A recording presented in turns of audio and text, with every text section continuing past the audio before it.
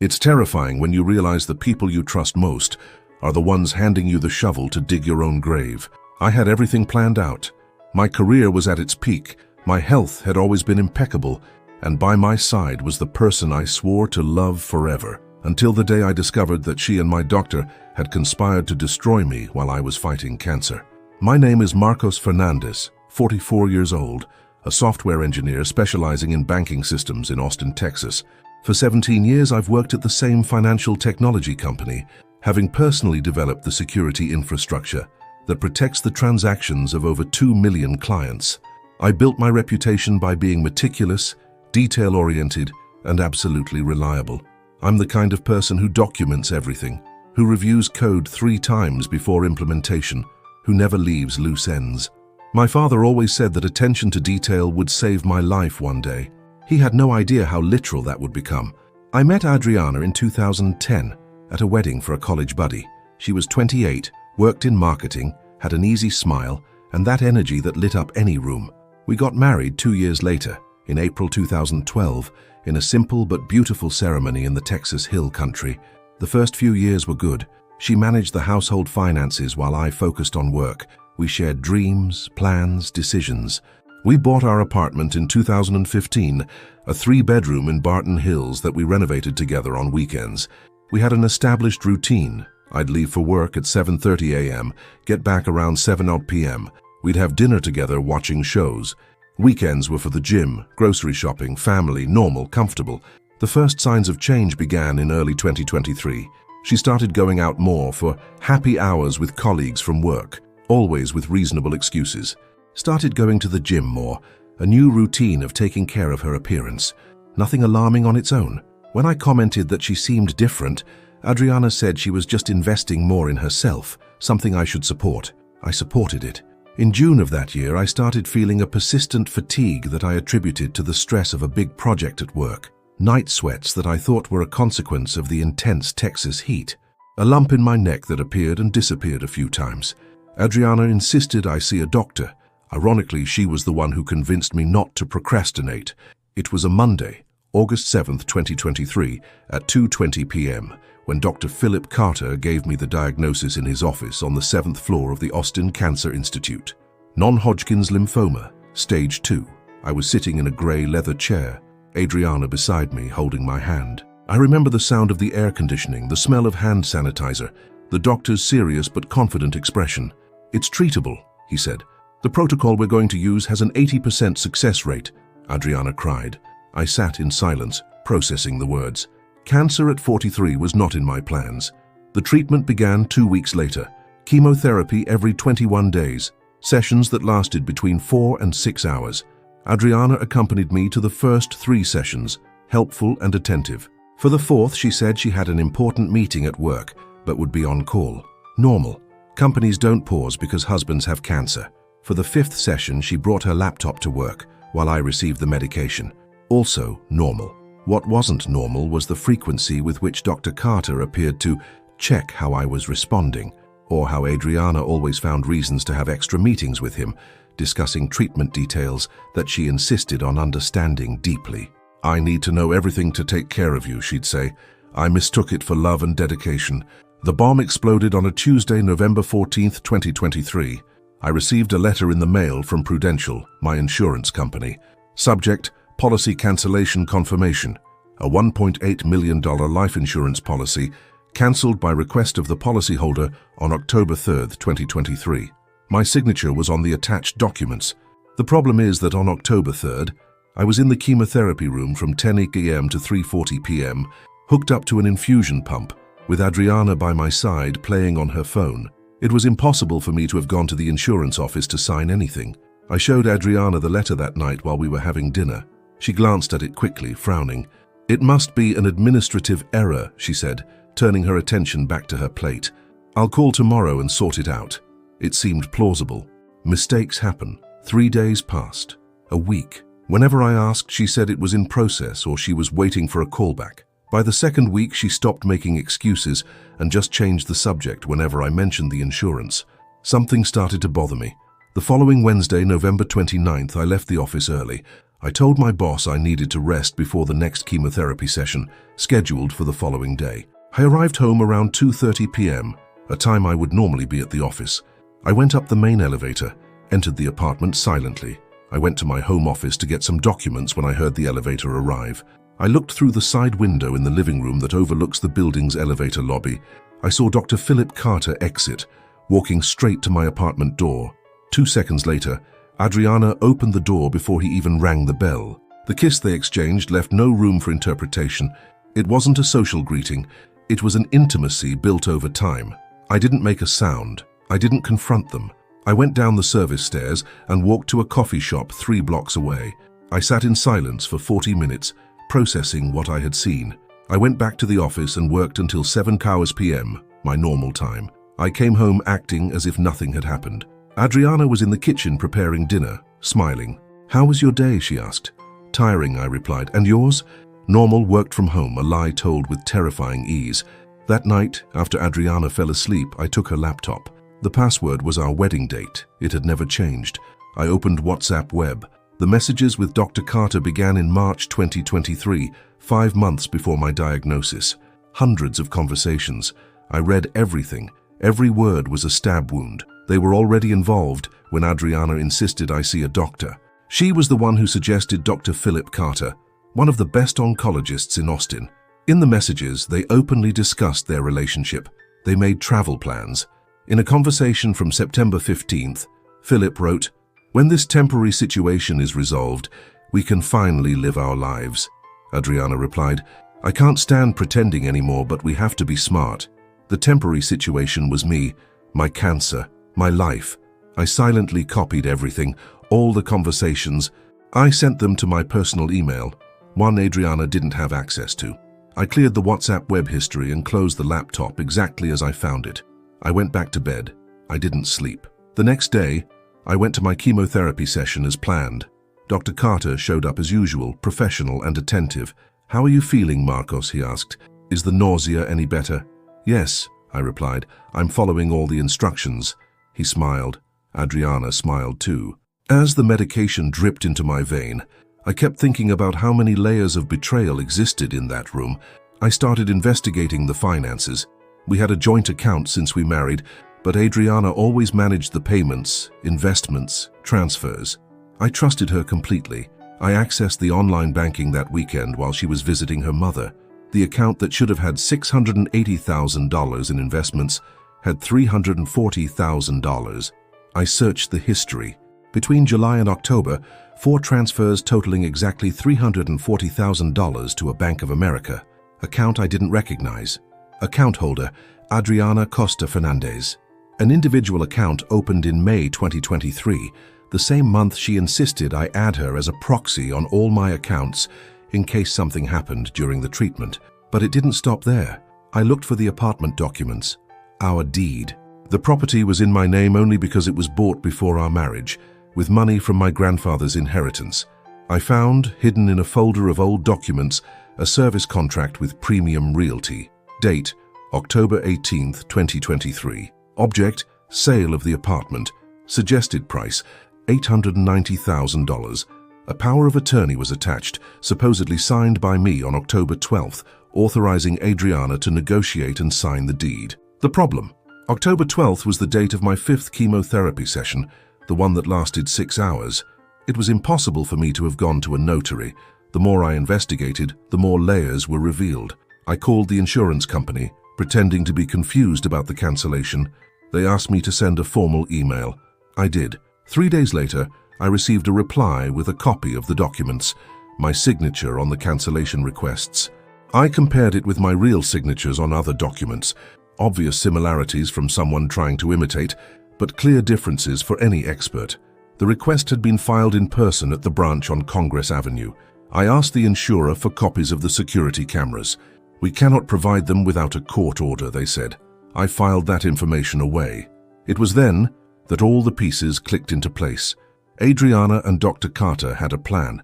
If I died from the cancer, she would receive $1. $8 million from the insurance, plus the $890,000 apartment, plus the remaining investments. Total, approximately $3 million. If I survived, which was apparently happening since my body was responding to the treatment, they would cancel the insurance, transfer the investments, sell the apartment, and Adriana would file for divorce claiming I was unable to provide support due to the cancer. She would get half of everything, and they would disappear together. The final discovery came when I gained access to Adriana's personal email. The password was her first dog's name, plus numbers. I found correspondence with a lawyer, Beatriz Lemos. Emails exchanged between August and October. Main subject: divorce strategies in case of a spouse's serious illness. The lawyer had advised her on documenting work disability, rights to assets, how to maximize Adriana's share. In an email from October 2nd, Adriana wrote, "But what if he recovers completely?" The lawyer's response: "In that case, document that you were the emotional and financial support during the treatment. A judge tends to favor the spouse who supported the family during a difficult time." Adriana replied, "Perfect. And what about the life insurance?" The lawyer: "If he passes away, you receive the full amount as the beneficiary. If he survives, I suggest you carefully evaluate if keeping the insurance is strategic." 3 days later, the insurance was cancelled. Something changed inside me at that moment. It wasn't exactly anger, but something colder, more calculated. They had planned my financial destruction while I was fighting to survive. They used my vulnerability, my trust, my illness. They turned my medical treatment into an opportunity for enrichment. I realized I couldn't confront them. Not yet. I needed a strategy, documentation, irrefutable proof. The following Monday, I called a college friend, Bruno Alvarenga, who had become a lawyer specializing in family law. I scheduled a meeting at his office, far from Austin, in Round Rock. I brought all the evidence I had collected: screenshots of conversations, bank statements, insurance documents, emails with the lawyer. Bruno spent 2 hours reviewing everything. When he finished, he looked at me with a serious expression. "Marcos, this is document forgery, embezzlement, and possibly felony fraud. You have a criminal case, not just a civil one." "Do I need more?" I asked. "The more evidence, the better, especially if you can prove the signature forgery.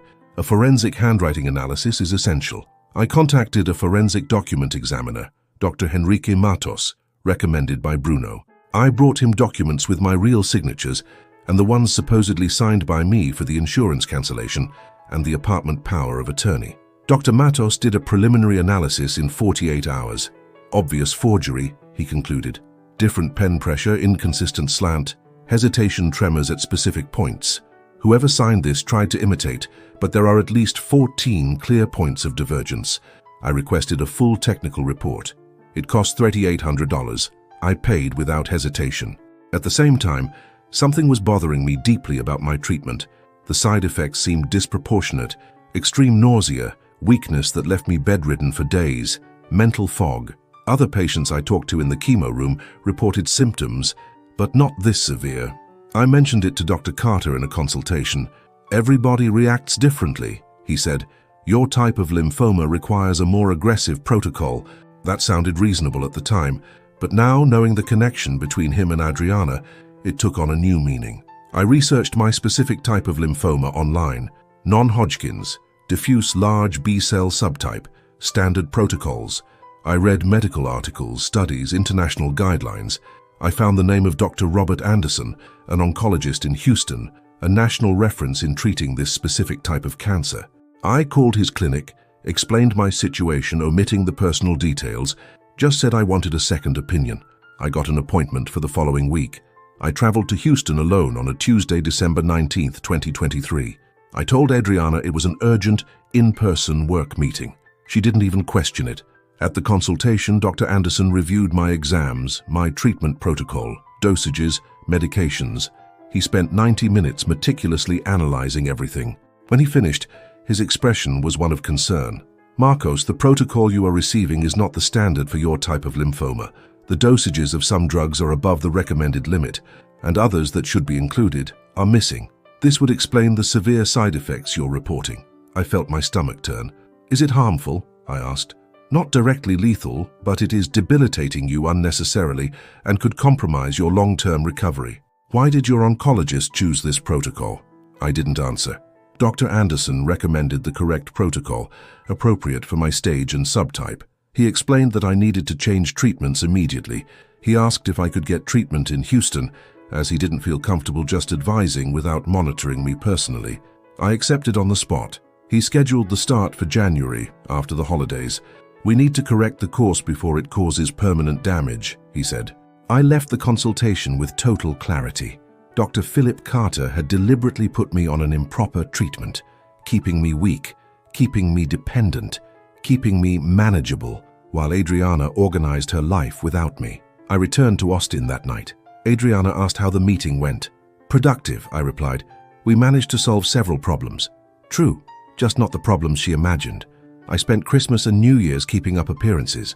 Family dinner, gifts, hugs, wishes for good health. Adriana played the part of the dedicated wife. Dr. Carter sent a holiday text wishing a full recovery. The irony was thick. Meanwhile, in silence, I documented every move. I installed a discreet app on my phone that automatically recorded all calls. I installed tiny security cameras in strategic points of the apartment, living room, bedroom, office, that transmitted video directly to a cloud only I could access. Adriana thought they were part of the security system I had always talked about installing. "Great idea," she said. "I'll feel safer when you're at chemo." The cameras captured pure gold. On January 8th, Dr. Carter came to the apartment at 3:20 p.m. He stayed until 5:45 p.m. The conversations were recorded. They spoke openly about their plans. "3 more months and we can make it official," Philip said. "He's so debilitated, he won't even have the energy to fight the divorce." Adriana laughed. "And if he recovers?" "He won't. Trust me." I documented everything. On January 9th, I began the correct treatment with Dr. Anderson in Houston. I told Adriana the company was sending me for in-person training once a week, part of the preparation for returning to work post-treatment. She bought it. Every Tuesday I traveled to Houston, received the proper medication, and talked with Dr. Anderson about my progress. Slowly, I noticed real improvement. Less nausea, more energy, a clearer mind. My body was finally fighting the cancer effectively. Meanwhile, I kept up monthly check-ins with Dr. Carter in Austin to avoid suspicion. He continued to prescribe the wrong protocol. I simply didn't follow it. I pretended to take the medications. I reported symptoms I no longer had. Still very nauseous, I'd say. The weakness continues. Philip would smile, satisfied. Normal. We're controlling the cancer. A lie. For 9 weeks, I systematically collected evidence.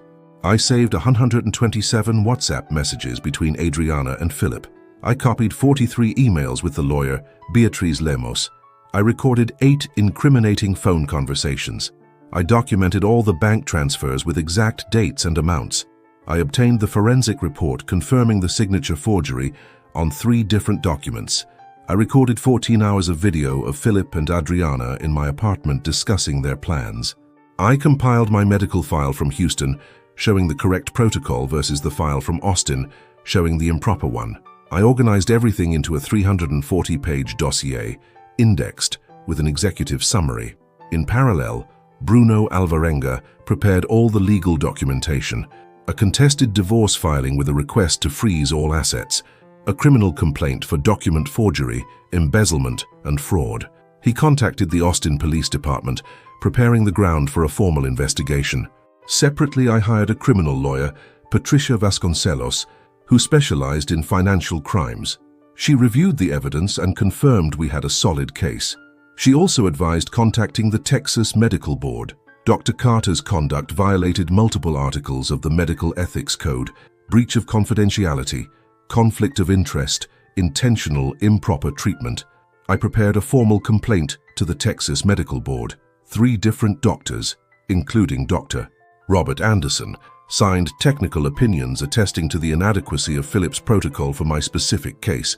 I attached all the conversations where he and Adriana discussed keeping me debilitated. I attached the recordings of Philip explicitly saying he was keeping me manageable. Everything was ready. I chose Thursday, March 14th, 2024, to act. A strategic date. The day Adriana and Philip thought I would be getting chemo in Austin, but I was actually in Houston for a checkup with Dr. Anderson. At 9 a.m., Bruno Alvarenga personally delivered the complete dossier to the chief administrator of the Austin Cancer Institute, where Dr. Carter had his practice. Along with it, a letter from my lawyer requesting the doctor's immediate suspension and an internal investigation. The administrator, Dr. Silvio Carvalho, spent 3 hours reading the material. At 12:15 p.m., he called an emergency meeting with the hospital's board of directors. At 10:30 a.m., Patricia Vasconcelos filed the formal complaint with the Austin Police Department, presenting all evidence of forgery and embezzlement. Detective Rafael Mendez assigned an immediate investigation. At 11 a.m., Bruno filed the divorce action in the Travis County Family Court. Along with it, an emergency motion to freeze all assets in Adriana's name, block her individual account, and demand the immediate return of the $340,000 transferred fraudulently. Judge Marcia Andrade Costa reviewed the request at 2 p.m. and granted the injunction in full. At 11:45 a.m., I submitted the formal complaint to the Texas Medical Board with 187 pages of specific evidence against Dr. Philip Carter. At 1 p.m., a process server arrived at my apartment with the court summons for Adriana. She was home, expecting me to return from chemo around 5 p.m. Her expression as she read the divorce papers was captured by the cameras. Confusion, then panic. She called Philip immediately. He didn't answer. He was in the hospital administrator's office, being immediately suspended from all duties, and informed that the Austin PD had requested his complete patient records. I watched everything in real time from my hotel room in Houston, live streaming the apartment cameras on my tablet. I watched Adriana call me 47 times in a row. I didn't answer once. I watched her cry, scream alone, throw her phone against the wall. I watched when she tried to access her bank account and discovered the judicial freeze. I watched when she tried to call her lawyer, Beatriz Lemos, who likely advised absolute silence after learning of the criminal action. At 4:30 p.m., Philip managed to find me by phone, a number he didn't have. I passed it through Bruno. "Marcos, we need to talk," Philip said, his voice tense. "There's been a terrible misunderstanding." "There was no misunderstanding," I replied calmly. "There was a crime. You conspired with my wife, intentionally prescribed improper treatment, and tried to keep me debilitated while you planned to steal my assets. I have 340 pages of proof, 14 hours of recordings, forensic reports, opinions from 3 oncologists confirming your protocol was inadequate. The medical board, the police, and the hospital already have everything." Silence on the other end. "Then, you don't understand." I hung up. I returned to Austin on Friday. Adriana was still in the apartment. Changed. Red eyes, no makeup, wrinkled clothes. She tried to talk to me. "Marcos, I can explain." "You don't need to," I replied. "I'll be staying in a hotel while the divorce proceeds. My lawyer will stop by to pick up some documents. You have 48 hours to vacate the apartment as per the court order. But this is my home too." "It's not. The apartment is in my name, bought with my grandfather's inheritance before the marriage. You tried to sell it using a forged power of attorney. You're lucky I didn't ask for your immediate arrest." She started to cry. I felt no pity. I grabbed some clothes and left. The Texas Medical Board initiated disciplinary proceedings against Philip in record time. The evidence was irrefutable. 3 independent experts confirmed the inadequacy of the protocol. The recordings of conversations where he admitted to a strategy of keeping a patient debilitated were, in the words of the board's reviewer, the most severe violations of medical trust documented in decades. Philip tried to defend himself, claiming the protocol was experimental, approved by me. I presented the emails where he and Adriana explicitly discussed keeping me weak. His defense crumbled. The police investigation moved quickly. Forensics confirmed the forgery on 3 documents: the insurance cancellation, the power of attorney for the apartment sale, and the authorization for Adriana's individual account, which supposedly bore my signature as a consenting spouse. The insurance company provided security footage showing a woman resembling Adriana entering the branch on the day of the cancellation, wearing a blonde wig and sunglasses, trying to disguise herself. But the fingerprint on the document matched hers. An amateur mistake. The divorce process was swift considering the complexity. Adriana tried to contest, claiming she had contributed emotionally during the illness. I presented the complete timeline showing the relationship with Philip began before the diagnosis, that she consciously conspired to appropriate assets, that she forged documents. The judge was relentless. The divorce decree was finalized in 7 months. Adriana lost any right to our shared property. She was ordered to return the $340,000 with interest and monetary correction, totaling $384,000 on the date of the judgment. She was also stuck with $68,000 in court costs. In parallel, the criminal case moved forward. The district attorney filed charges for forgery and felony fraud. Adriana was indicted. Philip too, with the additional charge of aggravated assault for knowingly subjecting a patient to improper treatment, causing bodily harm. The trial took place in March 2025. Dr. Philip Carter permanently lost his medical license in October 2024, following a unanimous decision by the Texas Medical Board. In the criminal trial, he was sentenced to 4 years in prison for aggravated assault and fraud. Adriana was sentenced to 2 years probation for forgery and fraud, converted to community service, and payment of an additional $45,000 fine. Prudential, after proving the comprehensive fraud, retroactively reinstated my policy and compensated me $150,000 for moral damages resulting from the fraudulent cancellation. The case generated reports in Texas medical journals as an example of a severe breach of medical trust and financial manipulation during patient vulnerability. 18 months later, I am in complete remission. Non-Hodgkin's lymphoma, defeated. Exams from March 2025 showed a total absence of cancer cells. Dr. Robert Anderson, who became not only my doctor but a close friend, monitors me with checkups every 3 months. The prognosis is excellent. At work, I was promoted to Chief Security Architect in January 2025, with a 40% salary increase. My boss, upon learning the full story, praised me publicly for continuing to contribute remotely, even during a difficult treatment. I now lead a team of 12 engineers, developing the next generation of banking security infrastructure. I became a volunteer for the Leukemia and Lymphoma Society. Once a month, I give talks to newly diagnosed patients about the importance of second medical opinions, about patient rights, about not accepting protocols without question. I tell my story as a warning. I've saved at least 3 people from similar situations of improper treatment, not due to conspiracy, but medical error. Helping them seek second opinions that corrected their treatment course gives me a purpose beyond my job. I also speak at tech conferences about resilience, strategic planning under pressure, and the importance of meticulous documentation. My father always said attention to detail would save my life, I tell them. He was right. It was my meticulous engineering nature that allowed me to document every step of the conspiracy and act strategically, even in my most vulnerable moments. As for my personal life, I met Helena in August 2024. She was an oncology nurse at the hospital in Houston, where I received treatment with Dr. Anderson. We reconnected by chance at a coffee shop, talked for 3 hours. We started seeing each other regularly. She lives in Houston, I live in Austin, but we make it work. It's a relationship based on absolute honesty, genuine respect, total transparency. She knows my whole story. She doesn't feel pity. She has admiration for how I faced it. That makes all the difference. Dr. Philip Carter never practiced medicine again. He works in a telemarketing call center, selling internet plans to pay his debts and court fees. According to the latest information, he lives alone in a small apartment in Round Rock, his reputation destroyed, with no prospect of returning to the profession. The Texas Medical Board maintains its permanent ban. Adriana had to sell her car to pay part of the $384,000 restitution. She never managed the full amount. She moved back in with her parents at 41. She works as an administrative assistant, earning minimum wage. The social circles she moved in, the friends she went to the gym with, the work colleagues, everyone found out the story.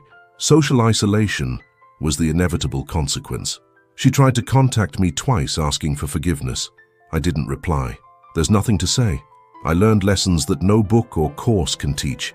Physical vulnerability does not mean mental weakness. Systematic documentation, even in moments of pain and confusion, can be the difference between destruction and justice. Strategic calm surpasses emotional reaction. People show you who they really are when they think you're too weak to fight back. And above all, rebuilding a life after complete betrayal is not only possible, but it can result in a better version of yourself. Ironically, I value my life today far more than I did before the illness. Cancer tried to kill me. Betrayal tried to destroy me. Neither succeeded. I beat them both with patience, intelligence, and meticulous documentation. I continue to be meticulous. I continue to be strategic. But now, I am also free. Did you enjoy this story? Then give it a like, share it with someone who might relate, and leave a comment below telling us what you thought. and where you're listening from. It's always amazing to see how far our stories can reach.